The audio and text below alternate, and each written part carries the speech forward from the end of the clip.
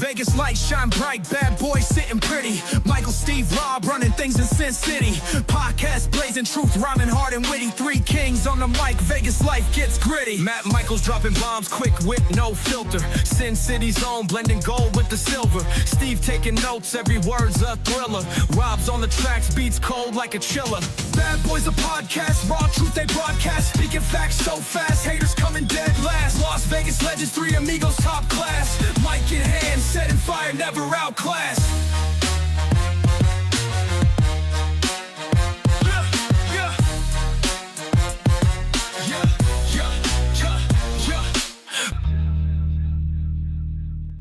Woo! I like that. But didn't you see it last week? No, I was fumbling with my equipment last week. Of course. There you go. It's the brand new intro, especially for you, Rob. Now that it's literally brand new for you. Yes. Yeah. So I want the audience to share in my excitement. Well, and it was put together by DJ Impact. So shout out to DJ Impact. And I got a little special something for DJ Impact in return. Coming up later on in the show. Yeah. How do you mean that? Is there something that can go away with some cream? It's going to be something that it will leave a lasting impression for the listeners and the viewers. So, but leaving a lasting impression. Oh, don't be terrified. Leaving a lasting impression. Man, we got to get to this week and what's been going on. And we'll start right there with SmackDown and those 4 words, I want your soul. The Rock has laid it down on what exactly he wants from Cody Rhodes.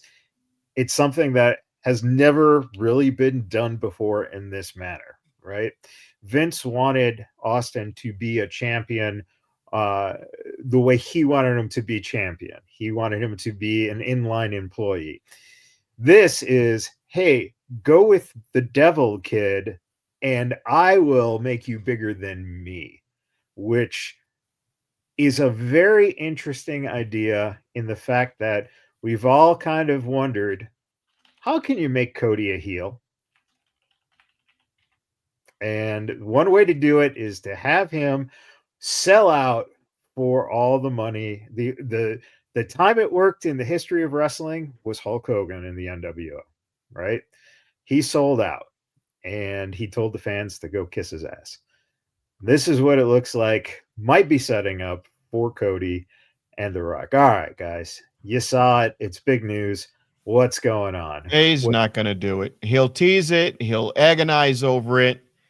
He said it. This is why, in part, he's not in AEW, because he would not go heel when all of the opportunities were there to really give the middle finger and keep his hair dyed black like he did it when he fought freaking Brody Lee. He had so many chances. He goes, no, I want to be a babyface. I'm going to die a babyface. He's going to tease it, and then he's going to say no to The Rock. The Rock's going to assemble the family, the real bloodline, and he's going to torture him for the remainder of time up until WrestleMania. Like nipple torture? Yeah. Steve, you little son of a bitch. I'm going to give you the damn syphilis and then slap it off you. Fucking Homelander Cody on the way. Yeah, I mean, that's what's going to happen. We're going to get the Homelander version of Cody, and it's going to be great. Yeah. Well, he doesn't need to change anything. That's the best part. He doesn't need to change anything whatsoever.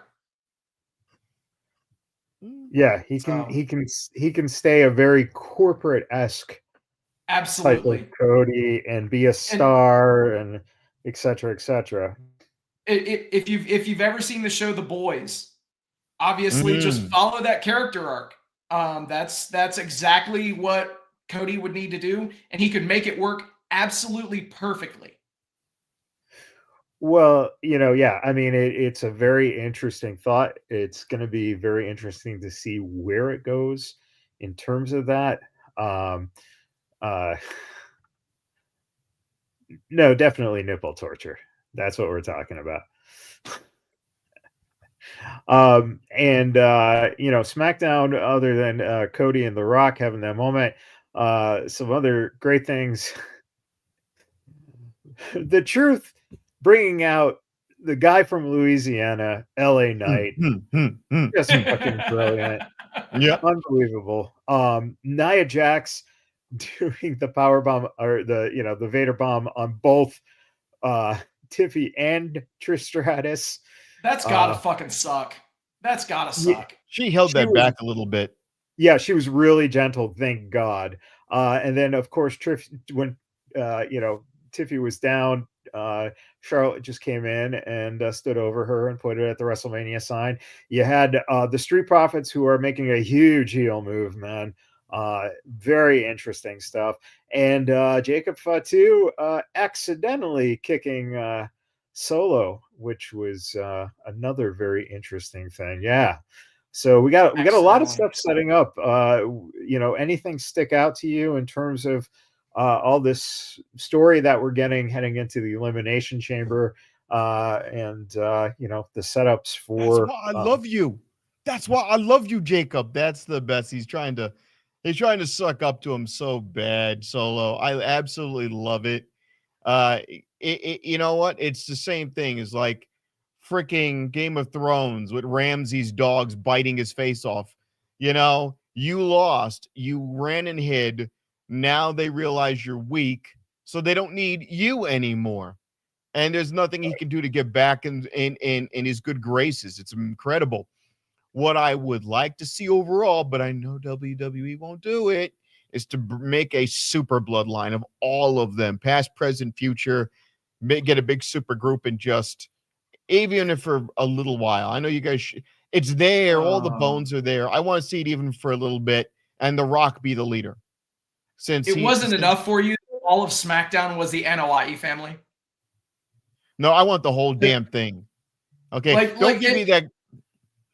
I was just going to say, like, the entire show was the Samoan dynasty, which is cool, but it just goes to show you that they are, the gimmick with Cody's theme when he first got it was wrestling has more than one royal family, right? That was the spoken phrase before the song kicked in.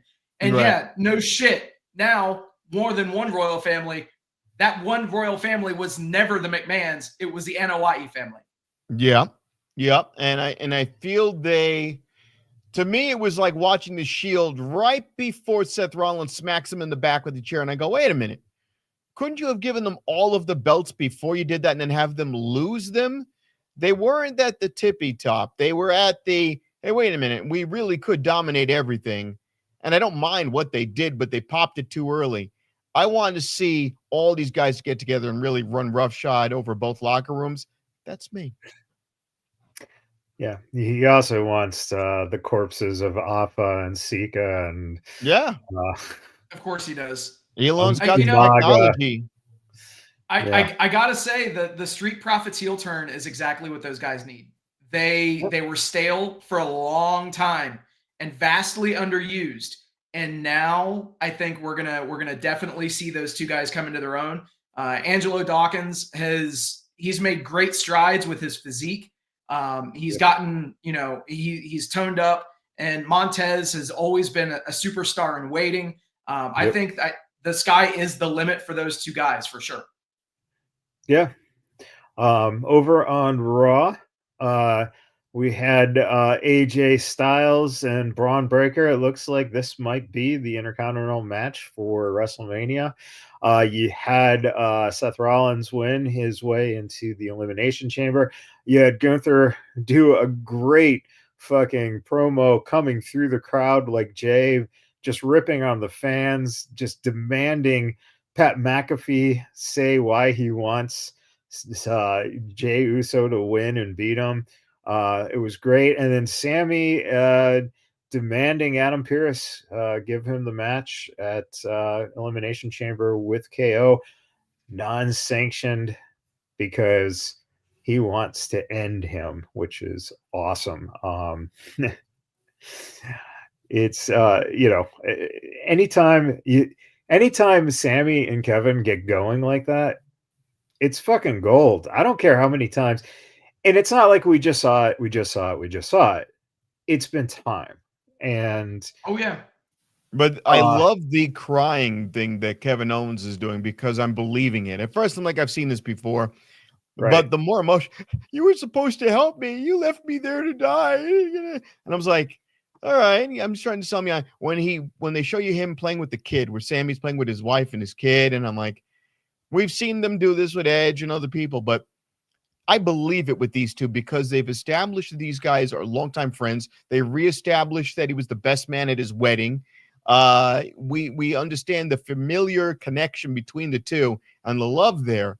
So I can really believe that Kevin Owens believes that this guy fucked him over and should have handed him the win from Cody. They're really selling on all 10 cylinders. I added 2 cylinders on there. Good. I do have to say I appreciated the Gunther promo. It's about time. And I love Pat McAfee just as much as anybody. I was a fan of his when he played for the Colts because of the swagger that he showed on the field, and he was fucking great. But I do love that somebody is now calling him out, and you hit the nail right on the head that if anybody should do it, it's Gunther.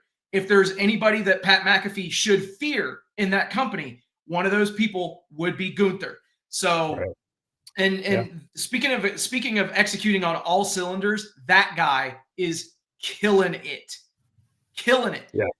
If you look at it, when he had the name change from Walter to Gunther, a lot of people, talked shit about it. They were all worried.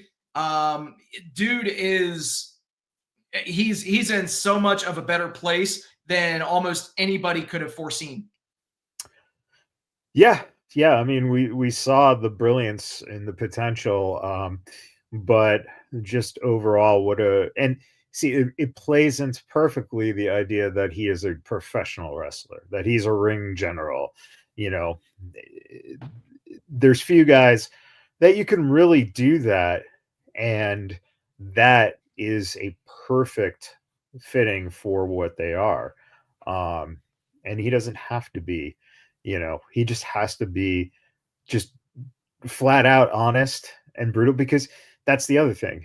It's like nothing that he says was anything that you could go, oh, well, that's questionable. No, he tells the truth, which gets the heat. And that is, if you can do that, that's brilliant. All right. So Seth won that chamber. Here's the men's chamber match. All right, guys. Who do you got? Let's go, Rob. Who do you think is coming out? It's going to be Cena. It's going to be Cena, but you're going to have to put somebody over just at the very end, because that's the person that would have won otherwise. So the question is, who do you have at the very end and get the win? It's not counting Cena, you would either have to give it to one of your heels. So it's either got to be the Scottish psychopath, Drew McIntyre, who gets it just, at the last second, he's going to get screwed by Cena, or the Mav. One of those two are going to get to the very edge, and then Cena comes out with the win. And you have to do it that way. You have to make it seem like Cena barely wins it. He's got to struggle. It can't be a solid count. It's got to be barely make it by the skin of your teeth. All right, Steve, what do you think? Obviously, I think Cena comes away with the win, but I don't think that we get Cena versus Cody one-on WrestleMania. Wouldn't surprise me if they have a third man in that match. And that third man is somebody who just so happens to have a favor to cash in. CM Punk. That way it checks the box for him main eventing a WrestleMania. And he can, let's be real, he can take the pin if needed in that match. So, again, these are all good theories in terms of the actual theory of it all. When you look at what you have here, it looks like Drew and Priest would be the setup for a WrestleMania match, right? They're already kind of, were hinting at that with Drew's apparent pissed off walk out of the Rumble. We've heard possibly Seth versus Roman at Mania. So, the possibility of Seth winning, the likelihood is down. The Logan Paul CM Punk is the possible setup there, which is, a very, very possible in terms of, one of them screwing out the other. Now, Cena winning, this is what I think you get. Cena wins, and as he goes into Mania, Cena talks about, how he deserves this. He's given his whole career, his livelihood for this, etc., etc. Almost taking what feels to be a little bit of heel heat, right? Because Cody's the baby face and he's the face of the company, and then The Rock was on him and he's like, no, I'm not going to sell out for you, man. I'm for these people, etc., etc. Until WrestleMania comes, and who fucks over Cena but The Rock, because Cody has gone with The Rock. And the night after WrestleMania is when Cody turns heel by going and showing up. We saw the blueprint for this when The Rock lost to Austin at WrestleMania 17, when Austin went with McMahon. So it very well could be that then gives Cena chase to something that we said here last week.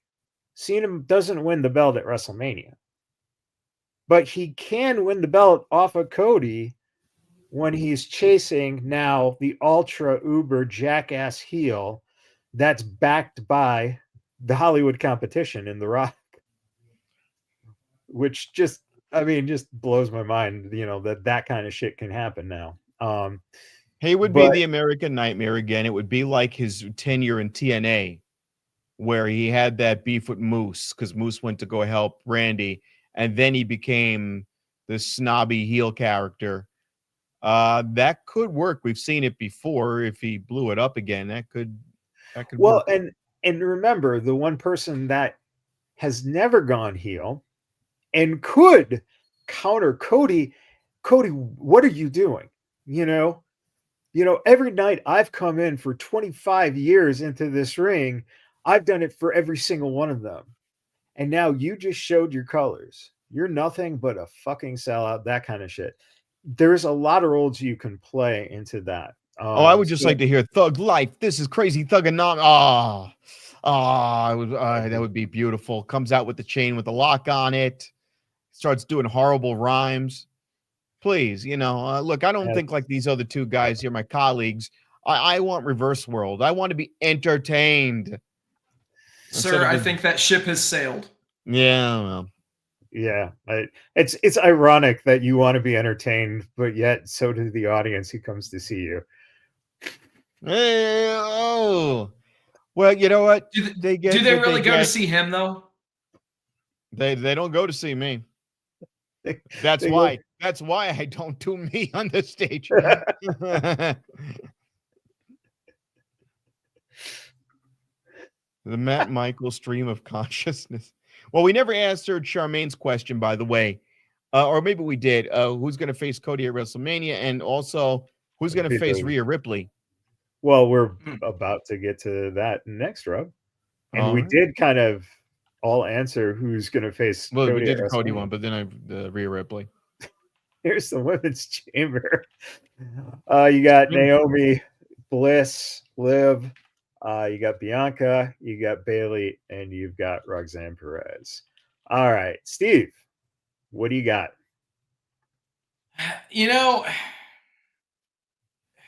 I gotta say it'll probably end up being Liv. I don't know. Really? Yeah. Okay. Yeah. I mean, I don't want it to be, but I think that. Pun intended. You're not going to give it to Bianca Belair's too obvious. Been done before. Same thing. She's going to have some storyline shit that's a fallout of that match. Right. Absolutely. Yeah, there's no doubt that the Naomi Bianca is being set up now. Right. So that one's gone. Jim Jacobs just said it. Too soon for Roxanne Perez. Abso-freaking-lutely. Yep. Now you've got Liv Morgan. That would be the obvious choice. You'll get some run-ins more than likely. But I guess. But if you go to Liv Morgan. If you go with Alexa Bliss, that's a possibility. That's a possibility. You could have a completely fresh look at things with an Alexa Bliss. What she's doing right now is feeling out the crowd, whether or not she wants to be the cheerleader from Ohio or she wants to be the 7th member of the Wyatt family. They're kind of testing the waters on both ends with that. I don't think they're testing the waters. I think that she's not going to be a member of the family. It's clear that persona, that heel persona, is there, and she's come full circle on that and made it something that people are behind. I don't look at her as a heel. People gave her a big pop with the doll in hand. But if she's in a match against Rhea, she's a heel. She's in that character because the evil is the only thing that can beat Rhea Ripley. When Rhea Ripley beat Charlotte Flair, I didn't look at it as a heel babyface scenario. I looked at it as two really strong women at peak presence and power. And at the end of that, Charlotte Flair is on the outside of the ring laughing. I didn't look at that as a heel scenario. I thought it was two people who were in their own way over. You could say Charlotte Flair was more of the heel by comparison to Rhea Ripley, but that whole year, Rhea Ripley was a heel for a good chunk of that year leading up. And then it changed. If you put in a psycho personality, split personality, and put that up against Rhea Ripley, who's also had two sides of the coin at the same time, you could do that on even footing, where either one of them could have a bitchy moment or a goth moment or whatever, and be over with the crowd on both ends. I would love to see that. That's like Rock versus Stone Cold. Who was the heel there? Well, it depends on what WrestleMania you're talking. Exactly. 17? 17, they went into it both technically as baby faces, right? Because they were setting up the heel turn at the end of the match. Sure. Yep. But going into it, it was done as these two guys, peak power, everyone loves them, cinematic, zoomed in slowly. I had no expectations going in. That was the thing. If you do it right with those two, you could have two dark angles. Rhea Ripley as a babyface has worked, obviously, but she is a dark, evil, background person. She's over. She's too over. That's the whole thing. Right now, you don't have Bliss is the only one outside of Liv who could be a legitimate heel in that sense. And remember, Bliss has been a heel. She'll be over because people like Bliss. But again, that's the whole thing. The thing is, though, you have to have gray area one. For me, it's a gray area. And she also in this promo on SmackDown, she said it. She runs the division. So she is still, in that mindset of, I'm the top person. And I never gave that up. So we'll see. Speaking of what went down on SmackDown, Rock and Down's WrestleMania will be in New Orleans on April 11th and 12th next year. Good call for New Orleans to host WrestleMania again. And do we bring out Hogan for him to call it the Pontiac Silverdome one more time? I don't think you bring out Hogan anytime for the foreseeable future. Nope. And I gotta say this, man. I love the fact that WrestleMania is going back to New Orleans. One of my favorite cities in the entire country. I was thinking that I was gonna hit Vegas WrestleMania and then kind of call it quits on going to Mania. I might have to rethink things for next April because there's no experience like going to WrestleMania in New Orleans and participating in some of the debauchery down in the French Quarter that weekend leading up is some of the most fun that I've ever had when I've gone to a WrestleMania. You know, if you throw some beads at Matt Michaels, he'll show you his titties. Well, I was going to say, Steve always comes back with a bunch of beads. So we know that Steve goes down there and he's just flashing his tits totally all the time.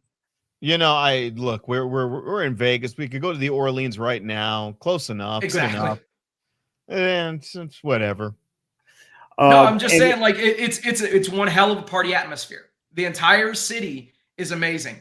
And for them to go Vegas one year, New Orleans the next year, it is kind of it's making it a party atmosphere. So it's awesome. But is it also kind of lazy that they're just following the Super Bowl now every Vegas last year, Vegas this year, New Orleans this year, New Orleans next year? Well, it's smart because it's a great business model. It is a great business model. I don't find a problem with that at all because you want to add legitimacy to the idea that wrestling is a real legit sport, or at least give the air of it being such. So we'll follow the Super Bowl around.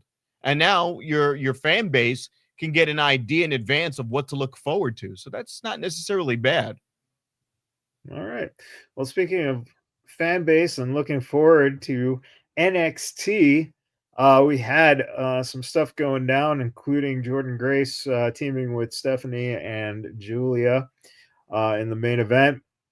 You had Ricky, now Saints, signing his contract when we get to see Ethan Page interrupt him, and Javon comes out and interrupts that, and then Trey comes out and interrupts that. So we're going to get a tag team match coming up this week, and this week we're going to see Matt and Jeff Hardy on the NXT show defending their tag team titles for TNA. We're also going to see the setup. We saw Obafemi and Moose in the same ring, and then we see Moose backstage, and Lexi King has a moment where he basically says, why don't you defend that X Division title? And Moose says, sure. And King's like, is that all I had to do is ask? And then, you know what, since we're looking at it, TNA, you know, a lot of crossover and a lot of pop-ups as well.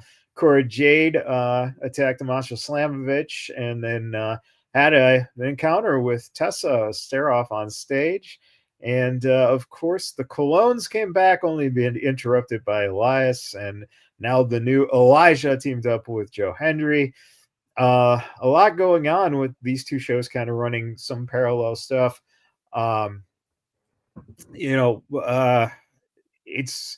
It's interesting what's going on, because we're looking at just, you know, the idea of the storylines and everything just kind of bleeding into two different companies, which is, and it's great. Fun to see. Yeah, it's fun great.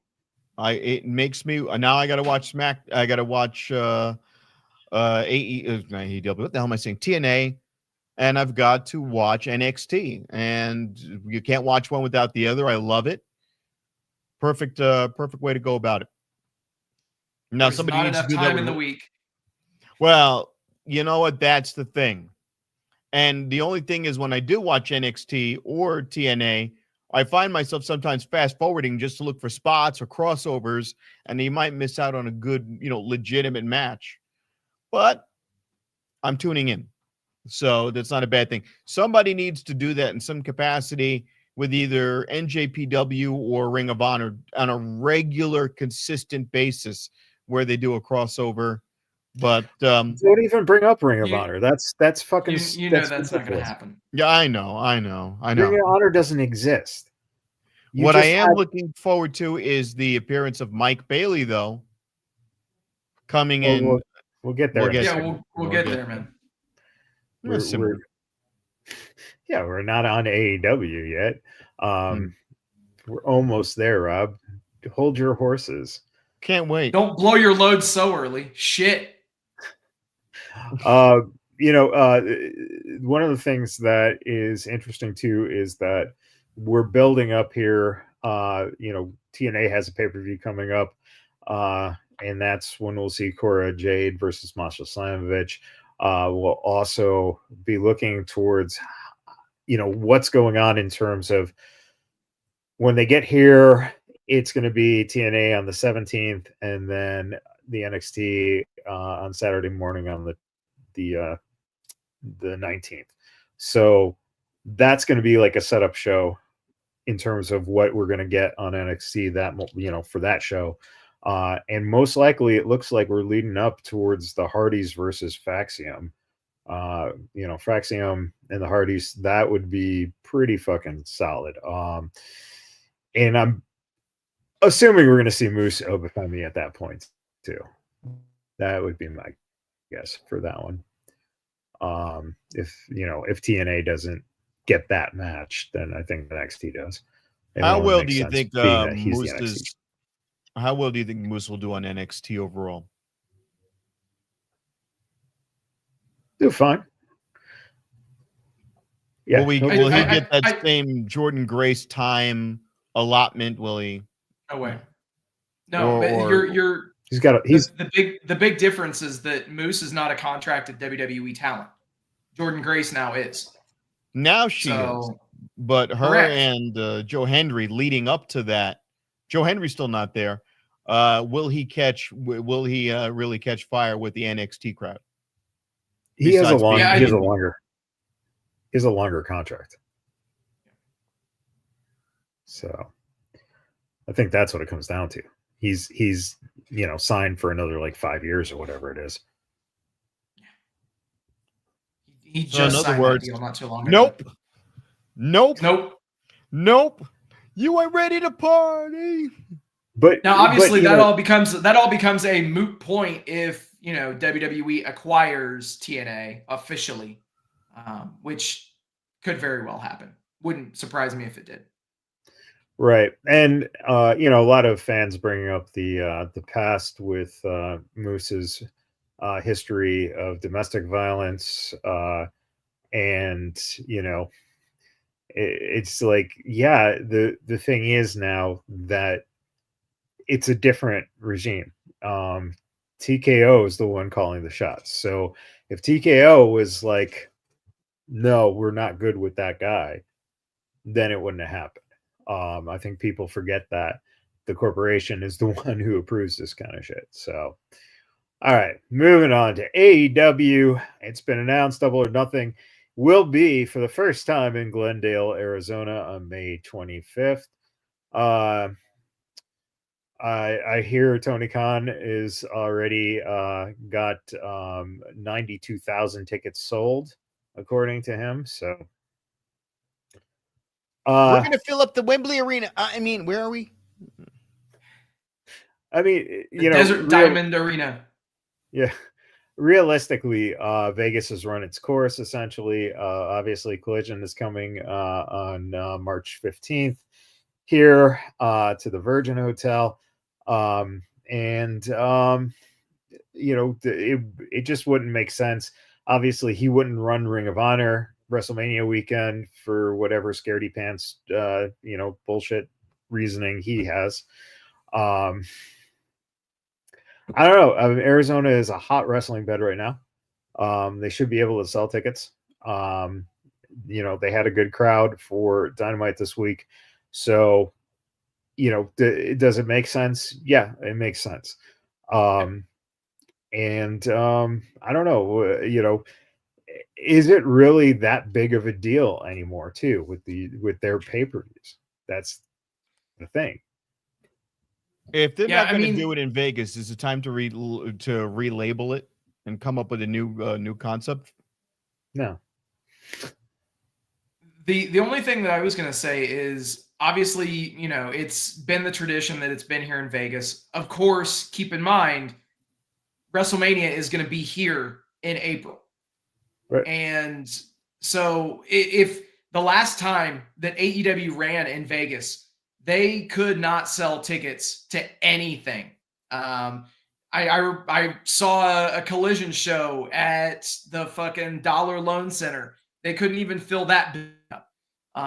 So they have completely saturated this market.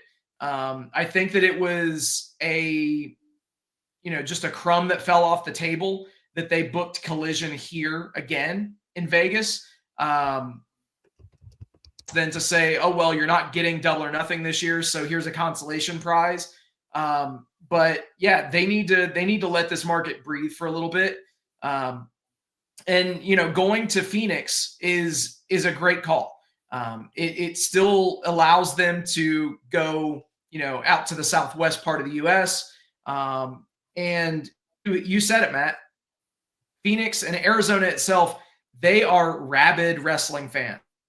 I do have to say, the former Dodge Theater this week on Dynamite, that crowd was into everything, both on Dynamite and Collision. Collision, incidentally, was a much better show than Dynamite this week. So I know that nobody ever watches Collision, but it wouldn't hurt to take some time out of your day to go check it out. Some great matches. They actually progressed angles on Collision this week too. So I'm sure that we'll end up talking about that. That hologram match was great. I watched Collision. Hologram and Mordos was great. Absolutely a very solid match there. If you like WCW circa 1997, where you had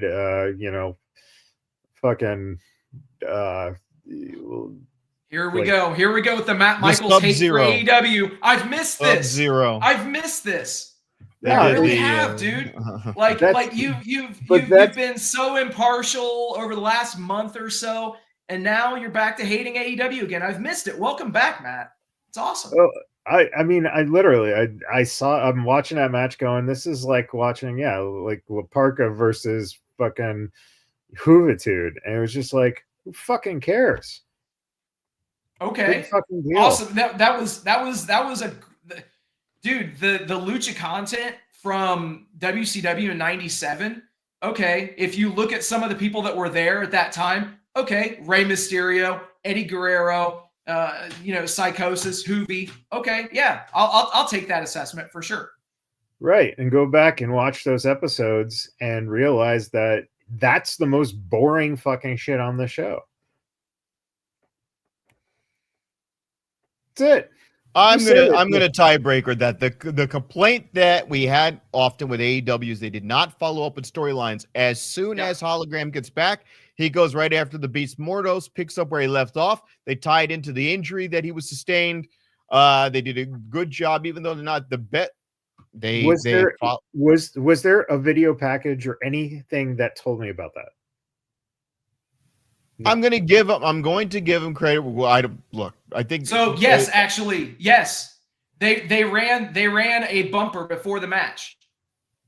They ran a bumper before the match, and the commentators were sure to tell you that Mordos and LFI were the ones that injured Hologram.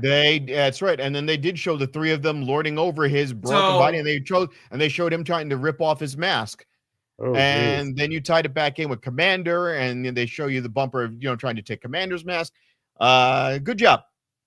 That was a callback, as we say in comedy, and it was needed. And this is the kind of stuff they have not done, so they did it. It was good. He went back to the trying to rip off the mask, explain the heritage of luchador wrestling, that you don't do that, but we're not in Mexico, so that doesn't count. No, they said what they said. They said, look, we don't care about luchador heritage because obviously this is a different country, so they're not following the rules. That leads for a story. Maybe somebody's mask tears off, maybe it doesn't. Maybe find out who the guy is. I mean, think about it. If you go back to 97, 98, what happened? They actually took Rey Mysterio's mask off. It was Kevin Nash. Made him take his mask off in the middle of the ring because he lost a match, and that was the stipulation. So I don't know. The stipulation.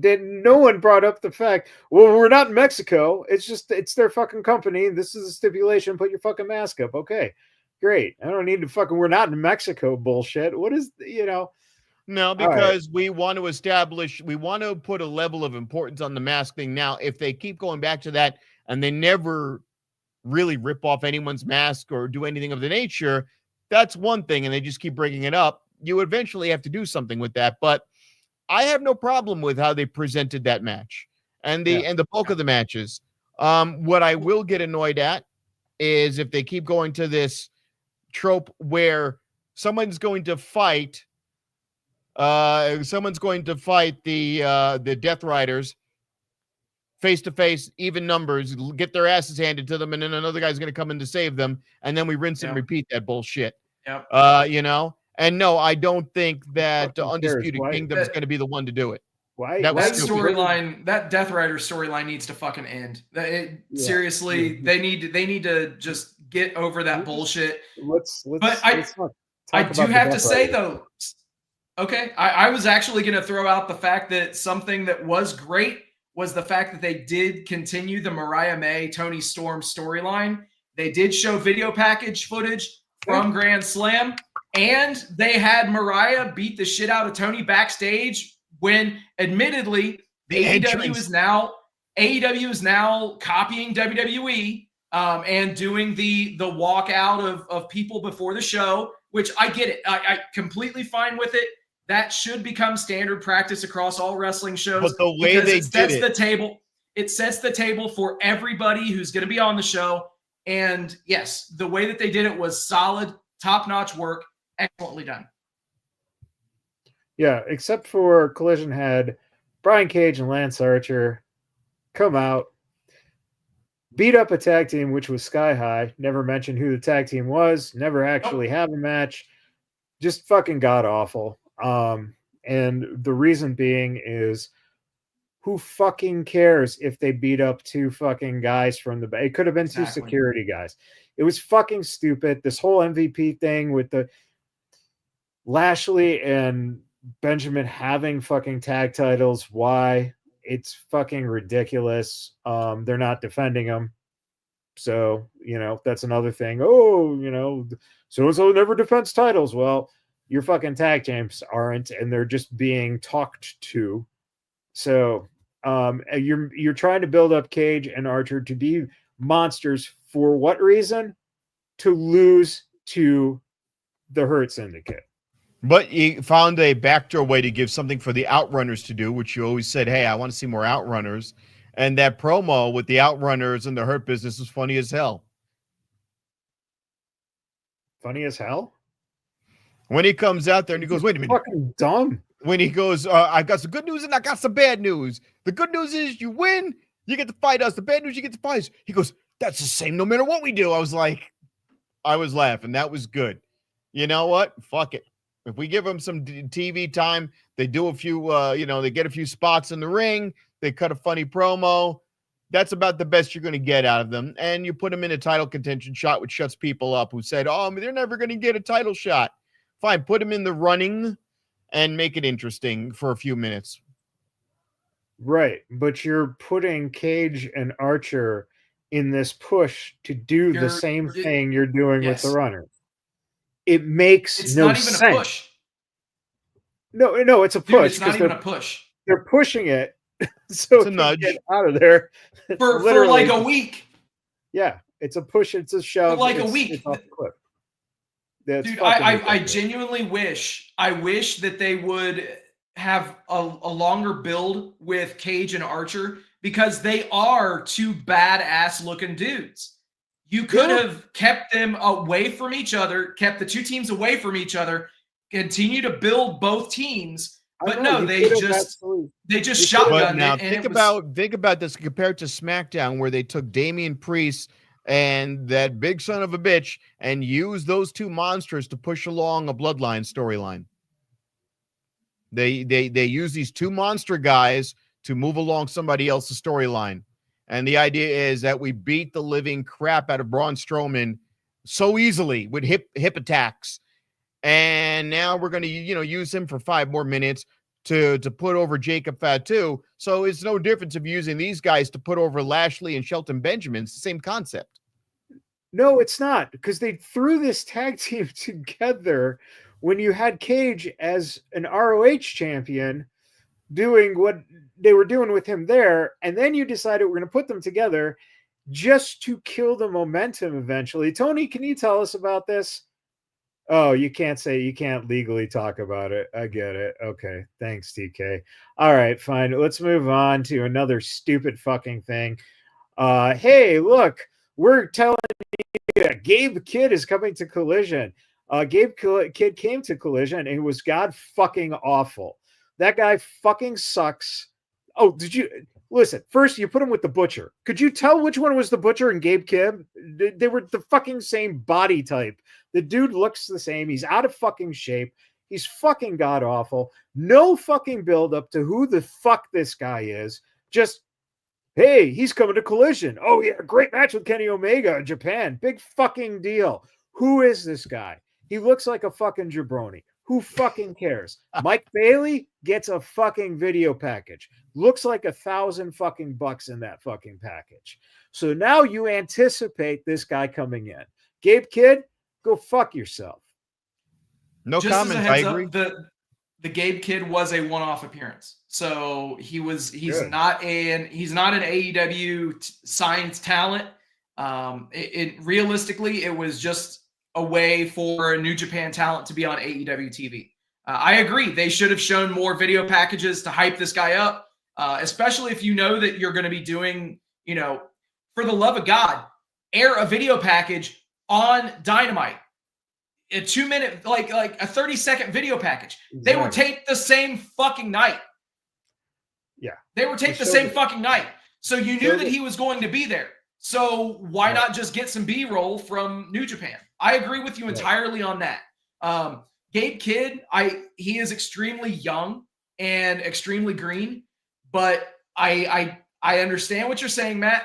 But at the same time, I think that the future is bright for Gabe Kidd as long as he makes some changes to some things. And they showed Don Callis. So are they thinking of maybe putting him with the Callis family in that band of rejects?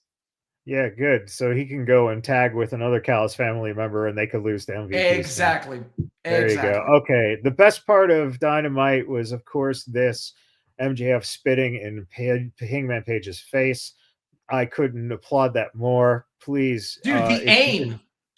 If he could just fucking do that every week. I don't care about Hangman Page wrestling. I just want to see him get spit in the face. This was a good promo, but what happened to originally? It was supposed to be this feud with Jeff Jarrett.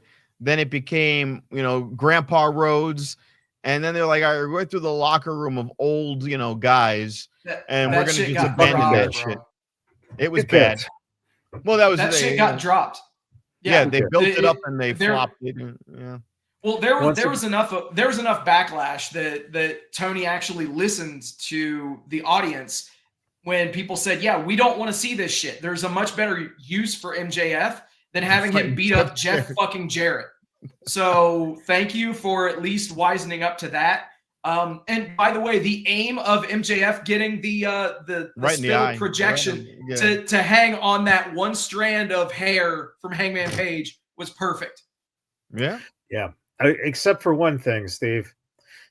You wrestling guys, you guys love your wrestling shows and how much wrestling is on the show. And that was 20 fucking minutes of just talk opening up your show. So once again, whatever. But here we go. Now this I can find good. And that was the fact that Hobbs and Big Bill had a match that made fucking sense. And the blood on Hobbs's face made fucking sense. This is how you build a fucking match. I don't know why you gave it away on free TV. That's a pay-per-view match. Again, he's just not fucking smart when he does this shit, but that's how you build it. You have a setup of a number of weeks. You have it to the point where Big Bill did something to Hobbs. Hobbs needs to get that revenge. He gets the revenge in a brutal way. And that's how you do a fucking hardcore match. Great. It doesn't have to be, again, this is the problem. The problem is if you did this kind of shit on a constant basis and you didn't have jackasses like Moxley just cutting themselves for no reason, when you get blood consistently, it doesn't fucking matter. That's it. But when you get blood in something like this, there's a reason. There's a fucking reason to this story. Great. Now you got Copeland walking around with fucking Janice, a bat with fucking barbed wire on it. great. We're going to see fucking blood again. We're already fucking building towards that. So you're going to get another hardcore match again. You're going to get the story leading up to it. That's the thing. The thing is how many different stories, how many elevations.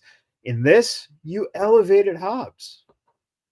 Absolutely. This is what you need to do. Does Copeland and Moxley need to have a bloodbath? No. So no, of course not. My only qualm with that street fight is that should have been your main event. That was it. That was you.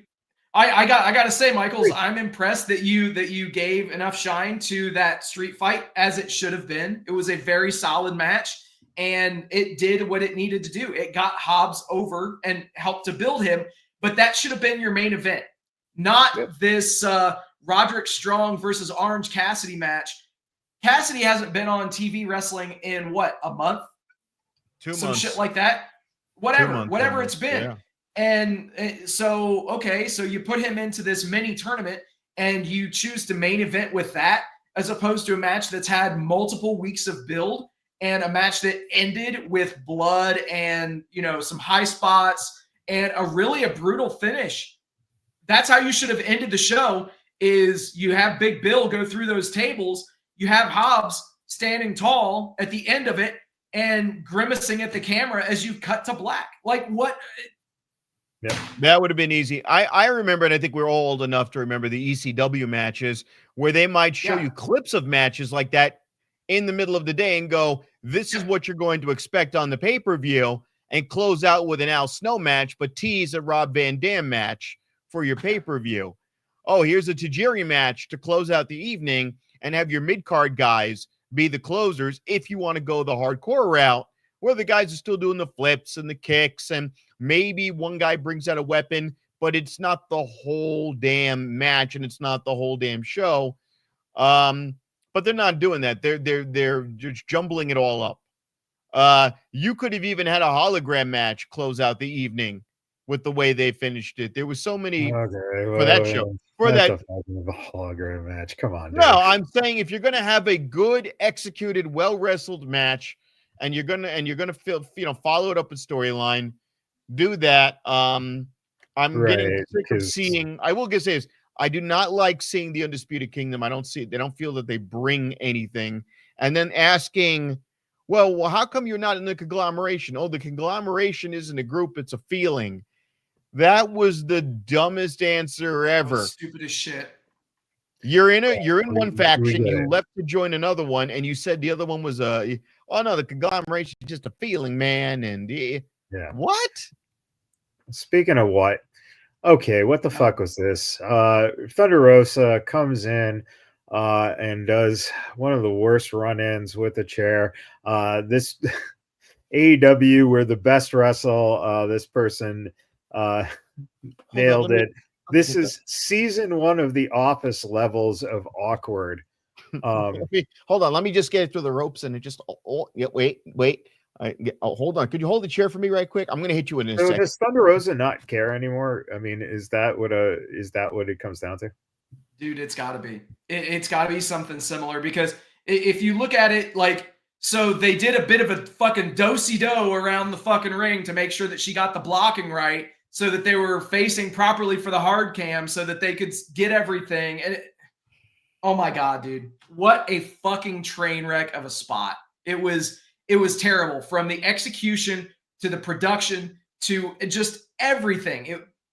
My God. And the thing is, the match that immediately preceded it was a pretty fucking good match between Chris Statlander and Megan Bayne. Those two women, went in there and they beat the shit out of each other. And then you follow it up with that. Remember when Thunder Rosa came from NWA and she would come in once every other week and it would be a treat, and she would come in, and because you didn't have her all the time, it was something special, and she would come out with energy and vigor to be on a bigger crowd. And now she just kind of walks out there like, all right, let me put my Sting face on. They get too comfortable after a while, and they become. It's not comfortable. It's not comfortable. It's lazy. There's lazy more to is a better word. There's more to it. But my other thing is this: I'm also tired of seeing send them to the Ring of Honor if they're going to not be used right. Vendetta, those two, they cut promos, they never do anything. They cut promos, they never do anything. Who's Vendetta, dude? Taya Valkyrie and Deonna Purrazzo. Yeah, but right. Yeah, why I agree. put a promo with them and then not use them effectively? Don't even have them cut promos. Send them elsewhere. Why are Send we them talking back about to TNA because they cut a promo. They cut a promo. They showed them bitching and whining, and they're not going to use them. So why are we talking about them? That's the problem. There's no reason to talk about it because we know what the end game is, right? Nothing is going to happen. It's the same thing with putting Cage and Archer together, right? Nothing is going to happen. We're not going to see those guys as tag champs. They're not going to get elevated higher because they're going to lose to the big guys, and then they're going to be fucking bottom feeding again to lose to someone else. This is the modern day idea of jobbers. He's always got complained about in the WWE, right? For years and years and years. Only these people win. And you're seeing AEW use the same formula. Pretty simple. Okay, Steve, I think you need an over-under.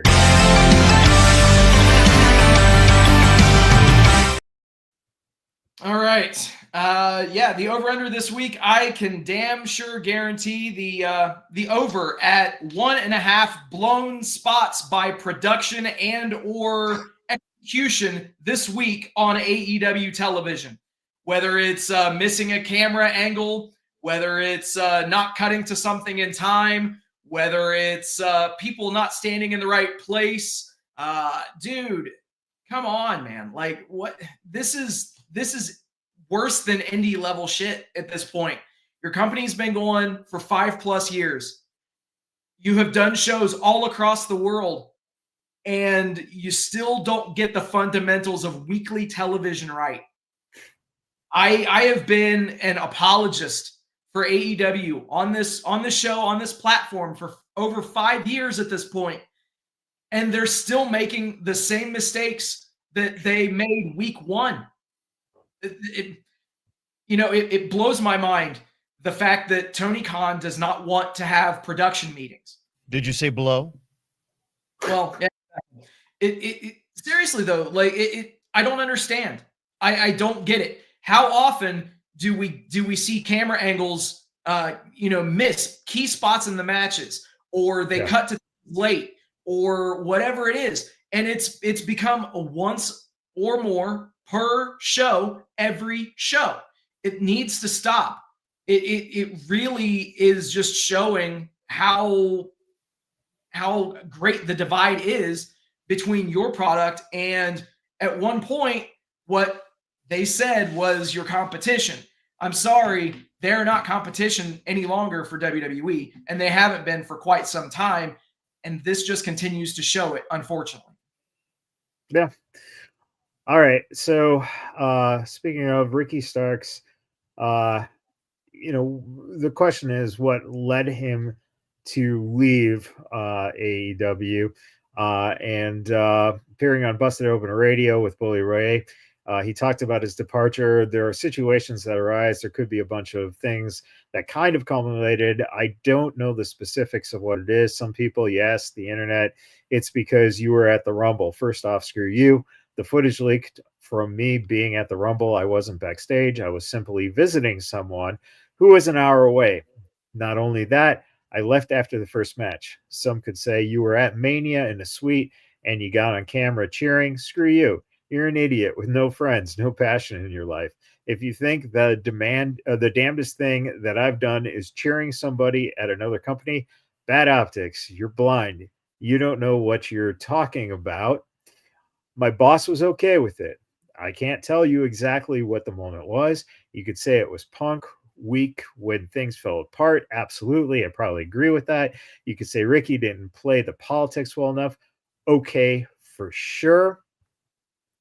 Asked if there were a lot of politics in AEW, he replied, "I'm not saying there are, just as much as any other company probably. You could say that I maybe didn't protect myself in that way.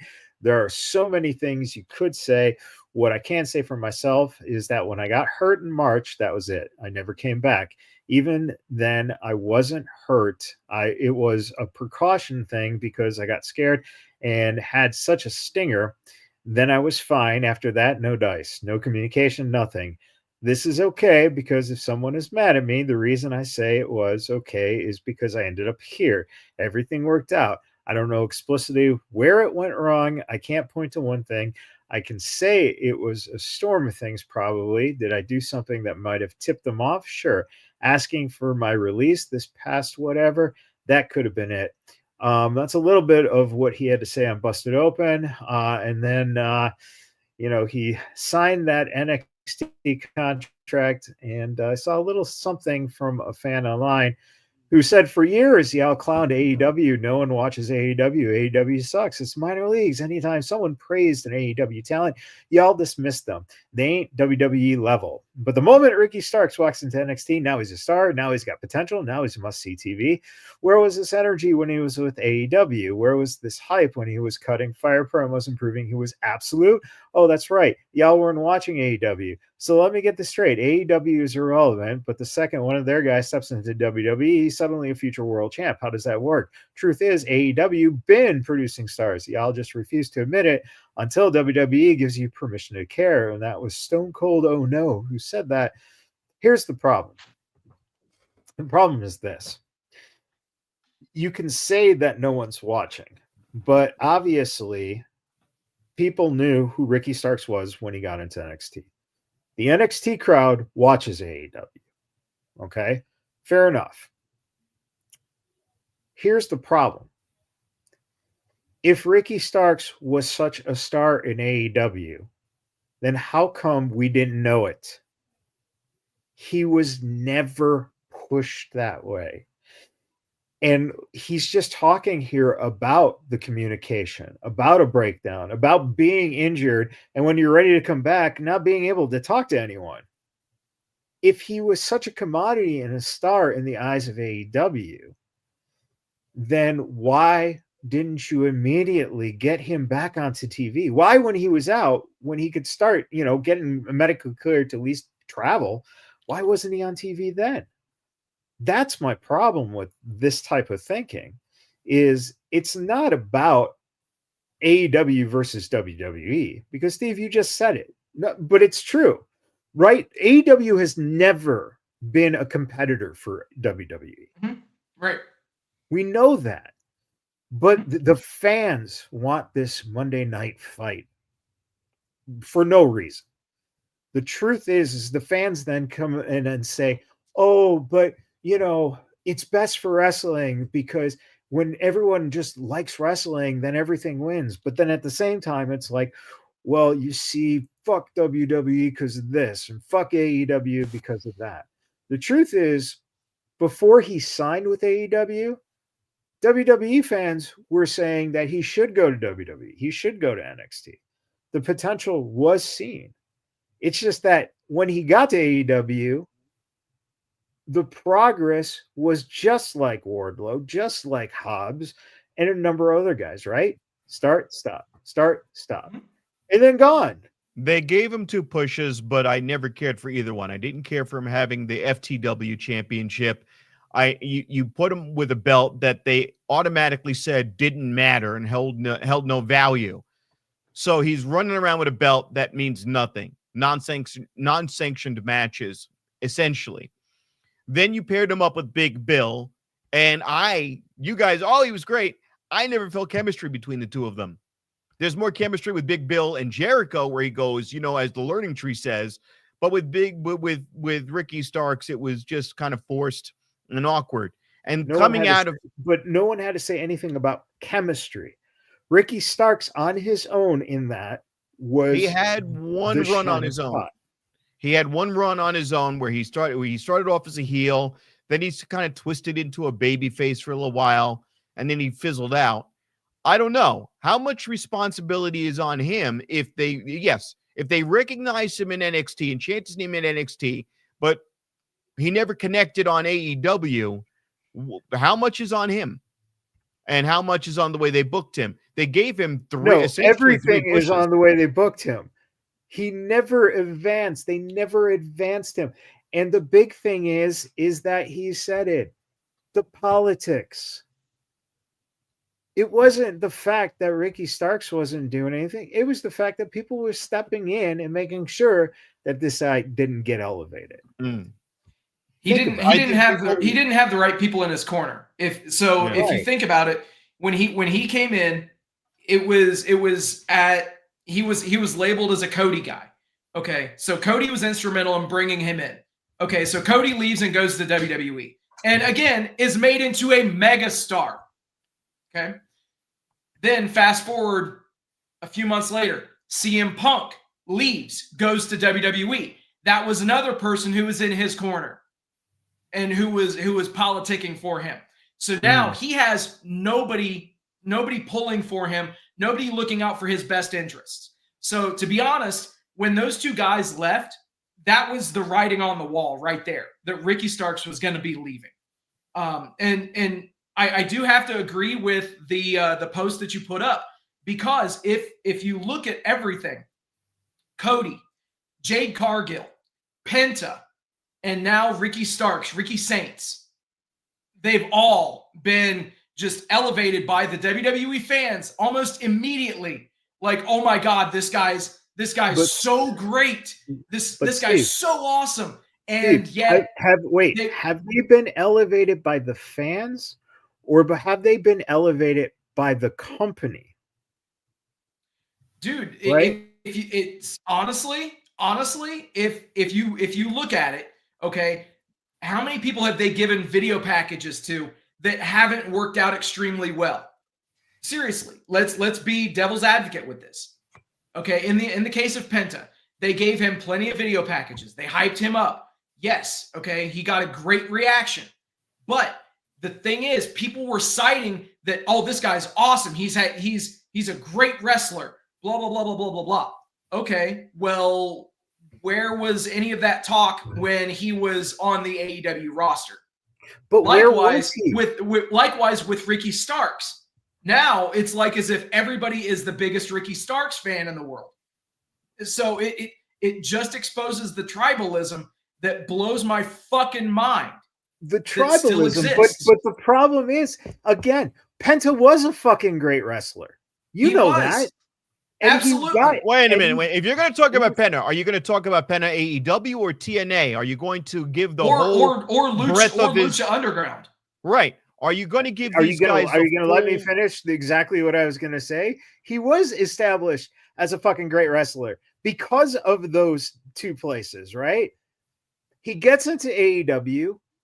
What did they do with him? They gave him the tag team in a trio with his brother. Yep. They gave him the tag belt push push against the Young Bucks was a good run. That was good. That wasn't bad. That was good. There's no elevation in AEW. That's the problem, right? Jade Cargill. See, and this is the thing that pisses me off. It's not tribalism. Jade Cargill was supposed to be the biggest thing. And then all of a sudden, when you realize that you are not getting anywhere with her, right? Because they never elevated her to that next level. They just kept her on that undefeated streak. You didn't elevate her to the next. You didn't have her take out Britt Baker. You didn't have her take out Sarai or some of the people that were coming in that could have elevated her even more. So then she, asked for a release, her contract's up or whatever, leaves, goes there. What do they do immediately? They start building her, right? I don't know if she's any fucking good yet. She's off of fucking TV. She's knocked out. Who knows? And I've said this for years. I've said when she's so fucking green. She needed that exposure. But the difference is that in WWE, they elevate you to potential movie star status, right? Because you are a sports entertainer. The value is different. And that's great because the fans are going to get behind that. But like I said, with Ricky Starks, You're saying WWE fans. It's NXT fans. The same fans who watched him in AEW. I don't even know if half of the fucking WWE audience knows who the fuck the guy is.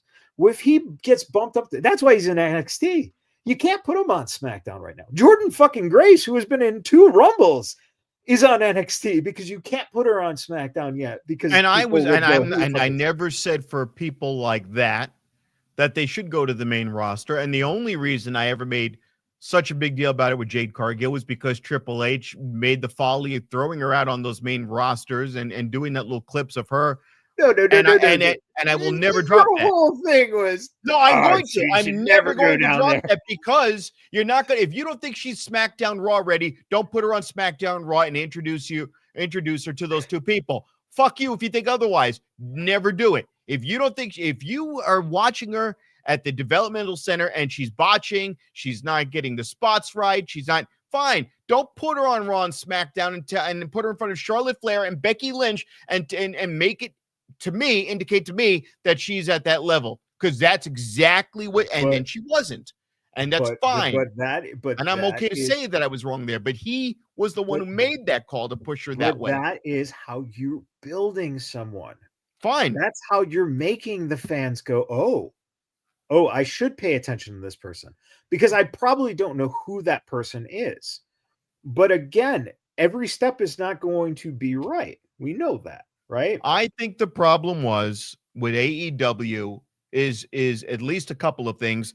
3 things. Tony Khan doesn't have the experience. He was relying on Cody Rhodes for the beginning. Cody Rhodes is gone. Now you've got he was relying on 2 brothers, a Japan star, and some guy who's into cowboy shit. That's who he was relying on. But here's my thing. When Cody Rhodes, when the show started and it was just Dynamite and it was a consolidated program, which was good. I didn't bitch when it was just, none of us bitched when it was, well, you did, but none of us bitched when it was just Dynamite. And it was like, okay, it's one show. The ratings are good. It knocked out NXT on that day. They were going to try to knock out NXT on that day. Not now. And Cody Rhodes was the face of that company. He cut the promos as the leader of that company. And once in a while, and it was a good recipe. And you had celebrities come on and cut promos during the pandemic. You had a lot of good stuff there, and everything was tight. Then it got sloppy. You should have given Proud and Powerful some belts. Waited too long to execute on that. Should have had more than 1 or 2 matches with them and the Lucha Brothers. Waited too long to that could have been a 3-month saga, which I would have paid money to see those guys have a saga. Didn't get that. There was a lot of places they could have, should have, would have, but they did do a lot better than they are now. They had too much product, stretched themselves thin, and now they don't have a guiding light. I don't know who that's going to be for them. I mean, we think about Attitude Era. Who was a lot of the guy running behind the scenes stuff was Jim Ross, as far as, which wrestlers get on, matches. Who is their guiding light now? I'm asking. You might know this. Who is their guiding light? You had Ross, you had Pritchard, you had Kevin Dunn producing. You had all this stuff in place. All right. WCW is the everyone points to WCW, which is not necessarily a good comparison, because WCW had a different structure, and a lot of the problem. Russo. What was that? Vince freaking Russo, and eventually Vince and Bischoff, but you also had Harvey Schiller and all these other people coming from corporate and TBS and Turner and all that shit. Again, the thing here is that Tony Khan, it's a family business. We're going long, so we're not going to talk about the fact that he talked about that this week. He wants to keep it a family business. But the idea is that he doesn't want to put anyone in those places. It's an ego-driven thing, and that's a problem. He had guys that no one was listening to, right? You had Arn Anderson and Tully Blanchard. You have Jake Roberts there. No one's listening to these guys. You're not seeing it progress. You don't have... Who's the head producer there? Who the fuck knows? Tony Khan. That's it. Vince would nick shit all the time. But the thing is that Vince also still had these guys who can go, okay, we're not doing this, but we're doing this now. All right, fine. He had, the guys producing the matches and a lot of these guys are doing their own shit. That's the fact. All right. So Frankie Kazarian came out this week and kind of gave why he left AEW. Frankie Kazarian opened up about his decision to leave, citing a variety of reasons that made him uncomfortable in the locker room. His wife, former wrestler Tracy Brooks, also sensed the issues immediately when she visited AEW event with him. Funny thing about my wife, she obviously knows the business very well. She went to one show, physically went there with me. She was in there for maybe half an hour, and she pulled me aside and said, "You've got to get out of here." And this was a year and a half before I left. Kazarian emphasized how significant this was, given his wife's friendly nature and deep knowledge of the industry. If you know my wife, she's the friendliest human being on planet Earth. Everybody loves her. And she saw like half an hour and she's like, "You got to get out of here." And I was like, see, she knew my frustrations at the time. She just got that vibe too. However, he made it clear that his comments weren't an attack on AEW or its fans, stating, "And I'm not burying the company to all the AEW fans. It's a fine place if that's what you enjoy, but it just wasn't for me." He further revealed that during his last 2 years in AEW, he deliberately avoided the main locker room. The AEW locker room, when I was there, for the last 2 years I was there, I changed with the coaches because it just didn't want to be in the locker room for a variety of reasons. Instead, he preferred being around veteran coaches such as Arn Anderson, Jerry Lynn, and Billy Gunn, explaining, "I had friends that, Arn Anderson and Jerry Lynn and Billy Gunn and those guys, these are my buddies, guys I kind of had more in common with." Now back in TNA, Kazarian expressed how much more he enjoys the environment. TNA, I actually enjoy being in the locker room because my friends are there and everyone is focused on the same goal. It's legit the funniest locker room I've ever been in. His comments suggest that beyond creative direction, the atmosphere and camaraderie in the locker room play a big role in his professional happiness. So that kind of points to what we're saying. Well, I have a solution. Okay. And TNA had the solution a long time ago. What you're going to have to do is Dixie Carter his ass. You got to get Mr. Khan to be thrown through a table, and then everything will get better. Okay. So Rob's no help to this. Rob's no help to this discussion. No, but that says a lot. And the biggest thing from that, right, is the idea that just said, I'd rather be dressing with the coaches. And there have been reports about how some of the younger talent acts, right? That's a problem.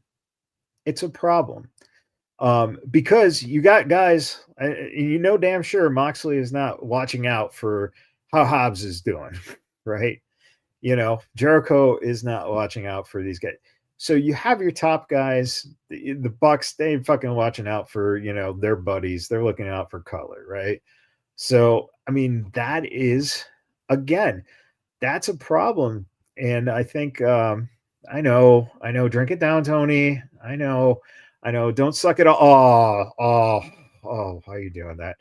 But that, that's the problem. That's the issue, is that there just is not that same environment of structure and control that is needed to be that next level company. Here's the thing. We've had this conversation. I feel like we've had this conversation in one form or another every week now for the last couple of months. And then we go, oh, yeah, but they have a 5-year contract. So it's like, yeah, but he's getting rewarded whether he does good or bad. So if we decide next week, oh, man, he picked it up, the camera angles were better, the storylines are more consistent. Oh, and a month down the road, they'll decide to get rid of the stupid Death Riders and everything comes together. Then, a half a year down the road, they fuck it up all over again. They're still locked, whether they do good or well, bad or well. They're not locked. Again, this idea that they're locked is only as strong as the ratings continue to be for the commercial aspect of it. If they can still sell live commercials at a price that, sponsorship's willing to pay, then they're fine. Well, now here's my question to you. Are they doing that for all intents and purposes right now? Right now, absolutely. They are still doing it. But they're doing it, think about it. They're doing it after reaching a peak with Punk, right? Once Punk started to, that whole thing started to unravel, the numbers started to go down. Then they went down a little bit more. So now if you're at an average, a great example is Collision, right? Collision last week, your lead-in was the All-Star Weekend, the 3-point contest, the skills competition, the dunk contest, right? Your lead-in got you 1 million viewers when it started on a Collision. Through the first match, the numbers decreased, kept decreasing all the way through the 2 hours to the point where it was down to its usual about 300,000 viewers by the end of the show. Now, that was a show that was supposed to be a pay-per-view, right? So you've got something that you're giving away for free that's supposed to be pay-per-view level quality, essentially. And no one said it was a bad show, right? It was a decent show. But you couldn't retain new viewership coming out of 1 million, which that emphasizes the idea of that was live sports, right? That was exactly what AEW is too. That's the gap right there.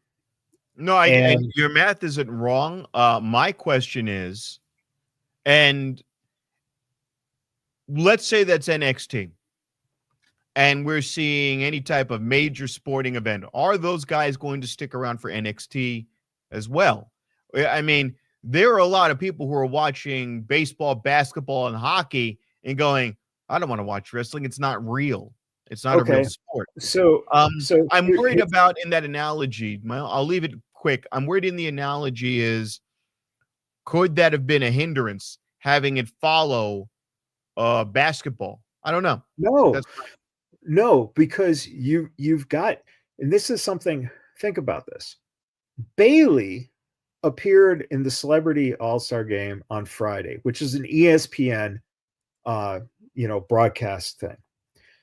Not a single AEW talent, and they were not all in Australia, was shown at the fucking competition for the NBA. That's where they go wrong. He doesn't know how to utilize what he's been given. And he can get away with going, well, we got the TV deal, so we're good. Yeah, but you're not acting as if that isn't what is keeping you. You got to assume that his numbers have to be that with all the payroll and stuff that he's not making a lot of money. Especially with the gates being low, right? So you're trying to do two things. You're trying to build new fans. So why not get people involved during that All-Star game and hype it up? And even, when you started the show, and I think Cornette made this point, which is a very good point. You started the show with, a great banger match of 4 people who really are not known pop culturally. You didn't start with Edge coming out and doing the, his speech or something like that. Something where you go, oh shit, wait, is that Remember dude the last that time I they used to did do watch? that? They did it with Jericho, and he was fat as hell, and they went, holy shit, that's Chris Jericho. They probably thought, let me put on a match and have people see 2 athletic specimens, the best that I have, because I don't want to take a chance on some nostalgia act that's not going to hit, where the people watch it. It's not a nostalgia act, though. If you put Jericho out there to the casual WWE person watching a basketball game and they see Chris Jericho looking not his best. Jericho Moxley, Yeah. Copeland, they all have one thing. Monet, you could have opened with her fucking That would mouth. have worked. That would have worked. Okay. All I'm saying is the reason you sign those people to big contract deals is not because they're the greatest wrestlers in the world. It's because people already know who the fuck they are. And that's why you fucking put them on your show. And that's why you utilize them to retain audiences like that. That's it. It's very fucking simple. If you would have opened that show with MJF and Hangman Page like you did Dynamite coming out of Collision, you would have lost the people as well. Because who the fuck are they to these people who have never seen your product before? I'm not arguing. I'm not disagreeing with what you're saying. I guess my thing is we always get insight from Travis as to a little bit more in depth as to what drives some of the WWE decisions. Yes. Who is making, and we're going to say Tony, besides Tony Khan, there's got to be somebody in the mid going, hey, let's not do this. Hey, Tony, that's a great idea. I love that idea, but I think this is going to get you better ratings and going to keep the people watching coming out of the NBA. Nope. There's no one. It's Tony's company, and that's it. There's no consigliarity, someone Consigliarity. There you go. There's no one who's a guy that he will listen to. That's it. It's the truth. The truth is that Tony Khan is his own worst enemy. That's it. The wrestling can be great. The stories can be great. But the problem is that the audience is not growing. And that's wonderful. You can love this product like Steve does, right? You can love it. That's awesome. But the problem is that if it's not growing, then all you're going to have is the continued hate between WWE fans, AEW fans. And the AEW fans were the worst at doing it when AEW started, right? They were totally fucking all over the internet saying how WWE sucks, blah, blah, blah, fuck this, fuck that, blah, blah, At blah. the time, it did suck. You know what? Good. Wait. But see, we're talking tribalism. The tribalism. I'm not talking tribalism. I'm never talking tribalism. If something sucks, I'll say it sucks. I'm a big Star Trek fan. There's about 7 series. The last 2 that came out are garbage. Sorry, they're garbage. Not tribalism. Something's bad is bad. Something's good is good. AEW is good, and now it's not. And Star Wars is better. I'm not getting into Star Wars. That's Star what Trek. I'm saying, though. That's what we're But in. my thing was this. It was, I could point to half the Star Wars movies being shit and half them being good. I'm not comparing them to Star Trek. It's 2 different types of things in my mind. But when I'm comparing that is what the tribalism is here. And that is why this talk continues to happen. I'm not having it. When I said that I like AEW, you called me a fucking mark. Those were the first words out of your mouth. I didn't have the tribalism you did. I look at it as WWE ran for too goddamn long, unabridged, nobody in their way. You had some TNA matches, and here and there it was okay. And WWE then went, oh, we're so damn big that we're not WWE. We're Raw and SmackDown. That's how big we are. And we have 2 different promotions. And I went, the fuck you do? Your guys bounce shit back and forth all the time. And it was boring. 10 years of Cena versus Randy Orton were boring. And then another 5 years of Cena versus fucking Brock Lesnar were boring. And that bastard held the title for a year at a time, and you never saw him. But for the week before and after the pay-per-view, it was fucking boring. And Charlotte Flair comes out and she tries to do some shitty impersonation of her dad, and it was boring. And it fucking sucked. And then comes AEW. And AEW has people I knew versus people I don't know versus people I've heard about in the Bullet Club. And they were interesting. And then celebrities were being shown, and it was interesting. And people were fucking good. And it was good for a while. And then what did they do? They imploded. They imploded and they did not unimplode. They never exploded again. You know what? The breaking point of AEW was the real one, not Cody leaving, was that, oh, we're going to explode the ring at the end of the match. And then the whole thing fizzles and nothing happens. And there's Moxley and Eddie Kingston hugging each other and the fucking Roman candle went off. That is what AEW is. They had the momentum. They had the momentum and they blew it. There was something wrong with Dynamite year 1 and 2. Oh, fuck, get out of here if you thought there was something wrong with it. That was fucking great programming, good writing. Everything was great. Could they have done better? Always could you do better. You could always do better.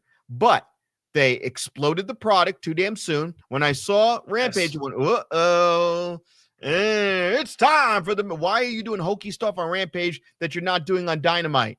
The simple entrance, that little slow motion, little vignette at the beginning of everything where you see Riho flying slow motion and you had that weird sound effect. That was a little cool details here and there. I'm like, all right. Aubrey Edwards went from this awkward robotic person to I began to look at her as the main person. And then they did the crossover with TNA. Aubrey Edwards, for fuck's sake, dude. When I'm going to tell you right now, I'm watching AEW at a friend's house, and the first thing he says to me, the first time we see All In, he goes to me, watch this person named Aubrey Edwards. There's something about her. There's something, not me.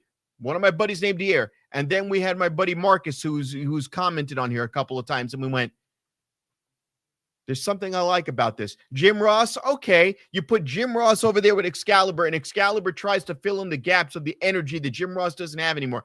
I saw what they were trying to do, and it was good enough. What does this fucking have to do with tribalism, Rob? That's my point. It was good. I liked it. It was tribalism. Because the same people, I'm not talking tribalism. You are. That's in your head. No, it's not my head. Steve just used the words tribalism. When I'm saying the last thing that was said by the fans that we. Can I? It's not. You didn't see the last segment. But wait. Do we have to show the video? Does everything have to be politics? Does everything have to be politics? Did people vote for Donald Trump who say fuck the Republican Party? Yes. You know, it doesn't have to be the tribalism. It could just be something was good and now it's not. Something is, yes, are there going to be some asshole online who goes, WWE till I die? Sure. Star Trek is better than Star Wars or vice versa. Sure. This was a case of WWE got long in the tooth.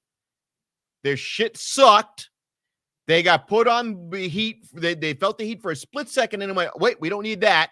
And then ignored AEW, made their product better. AEW stopped paying attention to their own momentum, thought that they could compete with the big boys when they weren't supposed to be at that level, and that's what happened.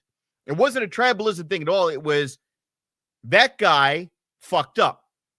He fucked up. He should have stayed his lane, grew incrementally, and that was it. Yes, there's always going to be people bitching online. That doesn't mean it guided the way either one of those companies ran. WWE, TKO, Triple H, any one of them were going to do what they were going to do, no matter what. And Tony Khan without a rudder, without a Jiminy that guy wasn't listening to the internet, there's a chance that maybe he would make realizations of what works and what doesn't work. Hey, but he doesn't. Agreed. He likes his fanboys. Look, fanboys. I've said this, and Steve has said this, and maybe you have said this. They need to succeed. AEW needs to succeed. They need to succeed, but they need to know their place. And if they die, they die because it was expected.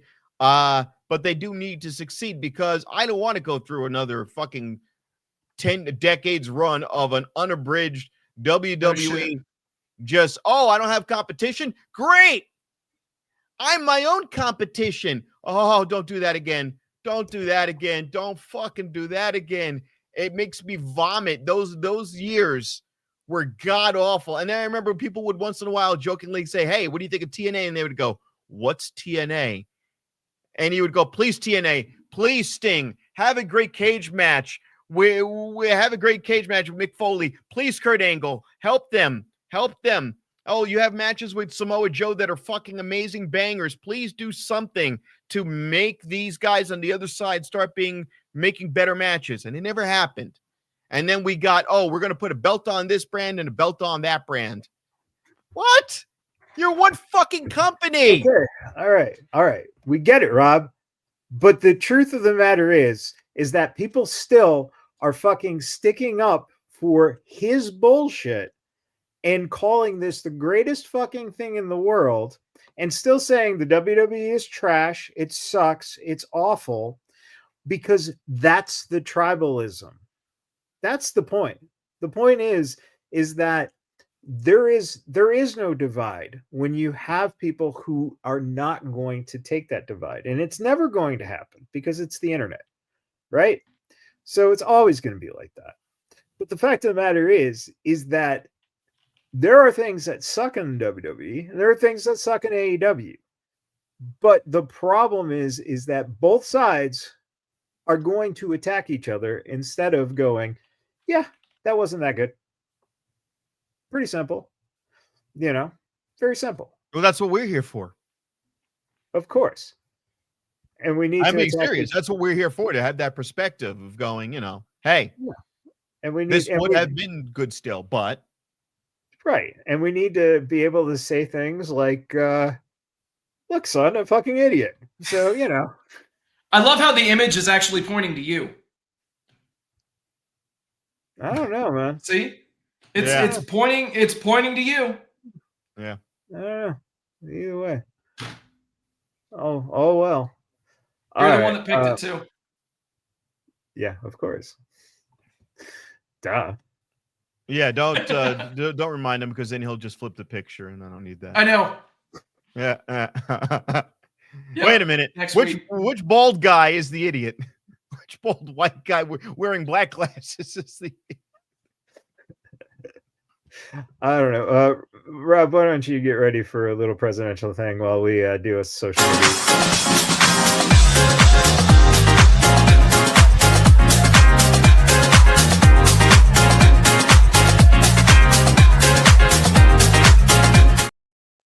All right, let's start off with little Mandy Rose. Holy mackerel. I mean, yeah, you can't go wrong with Mandy Rose. Hey, Steve, I noticed when I saw Julia, something's going on. She needs to shave. What the fuck? I know. That's really unfucking fortunate placement. It's titty time. Yep. Absolutely. One of my favorite things this week was the fact that the Elijah the Macho Man Savage showed up on TNA. I thought the same fucking shit. Oh my god. Some days you're Andre and some days you're Macho Man. Speaking of, there you go. A reunion just happened. Look, Mick Foley, Sabu, Shane Douglas, and some old Japanese woman. Oh shit! Watch out! She'll spit mist in your face. I hope she does. I wish she would spit mist in my face. To be honest, she could spit anything in my face. To be honest, thank you, Megan Bain. Absolutely. Dirty Dom made the Pringles can. That's pretty awesome. Such a dope logo. Hey, you know what? Thinking about things that will give you nightmares. Oh God, brother. Fucking Pastamania, brother. That's right. Oh yeah, there you go. Throwback picture here to Rick Rude and Jim Neidhart at Neidhart's house years ago. Just sad to know that both of those guys are no longer with us. Undertaker said, I've honestly been on the fence. I didn't have a problem. I don't know that I'll have a problem if John Cena wins and breaks the record of Flair's 16 world title reigns. I look at things not only from a business aspect. I think the way that he did everything, he was the face of the company. He didn't take a day off. He did all the extra media. He did all the Make-A-Wishes and all that stuff. So Taker is good with Cena breaking the record. Got a chance to catch up with Travis. at the Netflix bites here at the MGM Grand, and that is a picture of the WWE Smash Burger. So wait, where's the burger? I just see a bun and fries. Oh, there is. If you look, there's cheese dripping out there, right next to the ketchup and fries there. So it's there. It's there, and it was a delicious $25 burger. Jesus. Yeah, you can get Stranger Things items. You can get like Squid Game stuff. The only disappointing thing was I wanted a Tiger King burger, but apparently tiger meat is not the best thing. I guess it's illegal. Stranger Things are not included. Yeah, Steve, you inspired me this week. I made a collage here of Matt Michaels' best friends here, me, Bret Hart, and the Sheik, Iron Sheik, and Honky Tonk Man, Mick Foley. You inspired me because I saw the pictures you posted this week of you and The Rock, you and Shawn Michaels, and you and Scott Hall. That was pretty fucking awesome, dude. I'm so glad you did that. All right. That's our social media dump. Time for a presidential pontification. You know, I called it again. I called it with boring Shirley Flair, and then her immigrant husband dumped her. And I'm going to call it again. I want to see Tiffy Time, and I want to see Alexa Bliss, and I want it to be the Scissor Queens, okay? I want to see blonde Scissor Queens in the ring.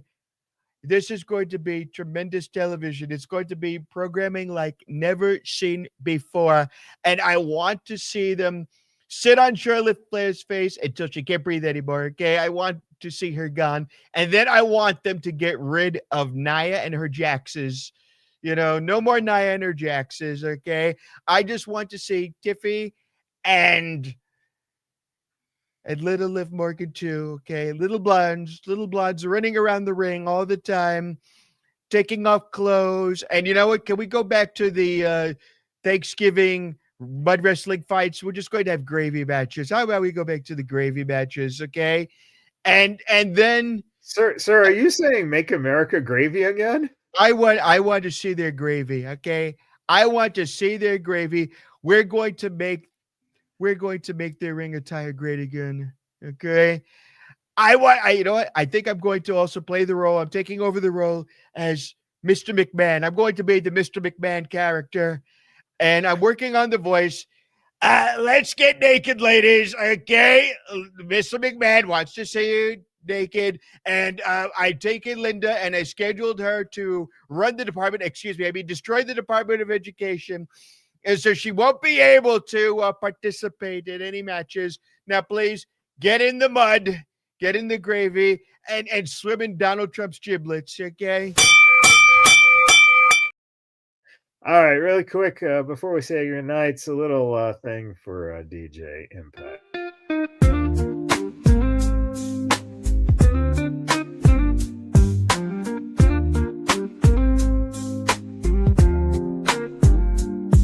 DJ Impact in the booth, so fine. White fuzzy slippers on the low-key rhyme. Spinning records till the break of dawn. And those slippers, he got it going on. Soft beats and faders never miss. In the booth, he's bringing bliss. White fuzz keeps him on track. Every beat, he's got your back. Oh, DJ Impact, feel the vibe. White fuzzy slippers every time. Grooving smooth, no fuss, no fight. In the lights, feel it right.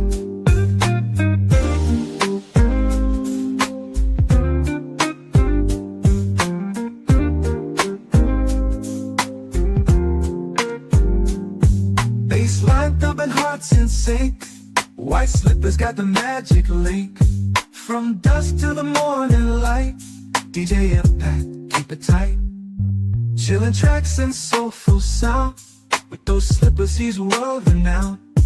Every spin and every cue, DJ Impact, true and true. Oh, DJ Impact, feel the vibe. White fuzzy slippers every time. Grooving smooth, no fuss, no fight. In the lights, feel it right.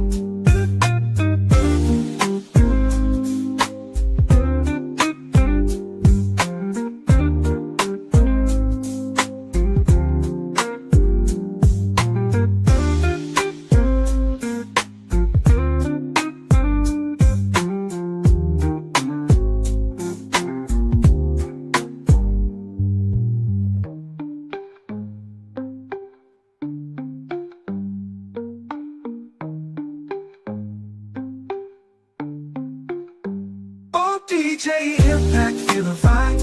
White fuzzy slippers every time. Grooving smooth, no fuss, no fight. In the light.